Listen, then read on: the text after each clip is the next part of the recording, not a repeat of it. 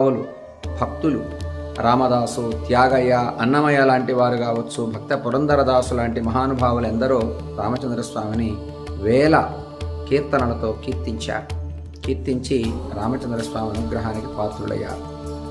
అలాగే మనమందరం కూడా మన శక్తిలో మనం కూడా ధన్యులు అవుదాం. తలంబ్రాలు సమర్పణ చేయండి.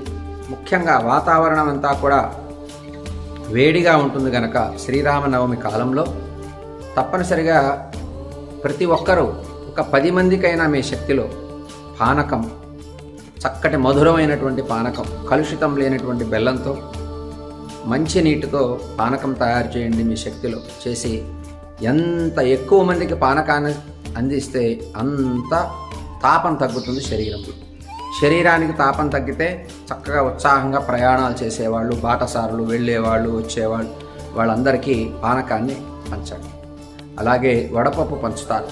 రామకళ్యాణం అనేటటువంటిది చాలా ఘనంగా, అంగరంగ వైభోగంగా మనం చేసినా సామాన్యులకి శరీరానికి ఏది అవసరమో అది అందించటం పానకంలో ఉన్నటువంటి అంతరార్థం.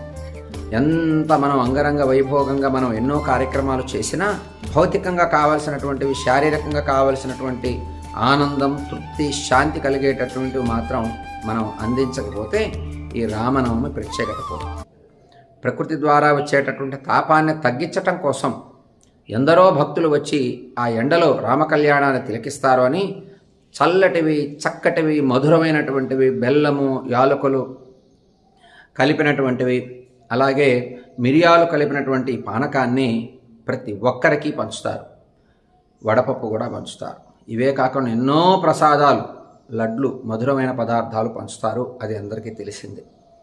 అంతేకాకుండా మజ్జిగ, ఈ కాలంలో మజ్జిగని గనక ప్రతి ఒక్కరికి ఇస్తే కళ్యాణానికి వచ్చేటటువంటి వారికే కాకుండా బాటసారులకి, బస్ స్టాండ్స్లో కావచ్చు, రైల్వే స్టేషన్స్లో కావచ్చు, ఎక్కడ పడితే అక్కడ సామాన్యులకి నీరు దొరకనటువంటి ప్రదేశంలో సామాన్యులకి దాహంగా ఇబ్బంది పడేటటువంటి వారందరికీ ఈ మజ్జిగ, చల్లటి మంచినీరు, మధురమైనటువంటి పానకాన్ని ఇస్తే రాముణ్ణి తలుచుకుంటూ ఆ మధురమైన పానకాన్ని స్వీకరించి ధన్యులవుతారు జీవులు. అదే మీకు ఫలితం అని మనకి పెద్దలు నేర్పినటువంటి సంప్రదాయం. మన పండగలన్నీ ప్రకృతిని ఆశ్రయించి ఉన్నాయి. పంచాంగం అంతా కూడా వేదాన్ని ఆశ్రయించి ఉంది. ప్రకృతి అంతా వేద ప్రకారంగానే ఉన్నది. ప్రకృతిలో ఉన్నదే వేదం చెప్పింది, వేదం చెప్పిందే ప్రకృతిలో ఉంది. ఇది విడదీయరానటువంటిది. ప్రకృతికి వేదానికి అవినాభావ సంబంధం. దాన్ని మనం పురస్కరించుకొని ఈ రామనవమి కళ్యాణాన్ని అందరూ తిలకించి మీ దగ్గరలో ఉండేటటువంటి మండపాలకు వెళ్ళండి, సేవించండి.